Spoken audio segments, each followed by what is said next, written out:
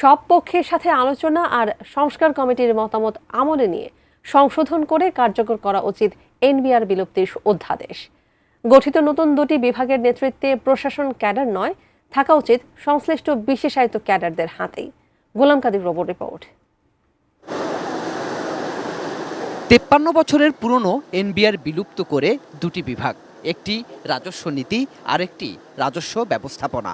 অর্থাৎ নীতি বিভাগ আইন করবে আর ব্যবস্থাপনা বিভাগ সেই আইন কার্যকর করেই আদায় করবে রাজস্ব।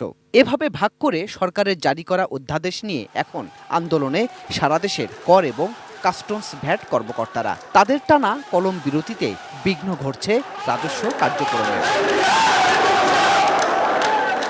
জারিকৃত অধ্যাদেশের মাধ্যমে যে সংস্কারের প্রস্তাব করা হয়েছে তা দেশের রাজস্ব ব্যবস্থায় বিপর্যয় সৃষ্টি করবে বলে ঐক্য পরিষদ মনে করে। রাজস্ব কার্যক্রমে দীর্ঘদিনের অভিজ্ঞ কর্মকর্তারা বলছেন এনবিআর এর সংস্কার সমর্থনযোগ্য, তবে তার আগে দরকার সব পক্ষের আলোচনা আর সংস্কারে গঠিত পরামর্শক কমিটির রিপোর্ট বিবেচনায় নেয়া।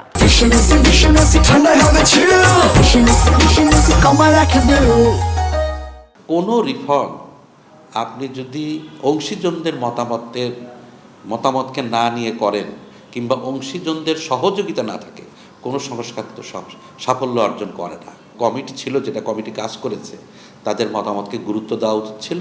নতুন অধ্যাদেশে রাজস্ব নীতি বিভাগের বিভিন্ন পদে কর ও কাস্টমস ক্যাডারদের পাশাপাশি প্রশাসন ক্যাডার থেকেও পদায়নের সুযোগ রাখা হয়েছে।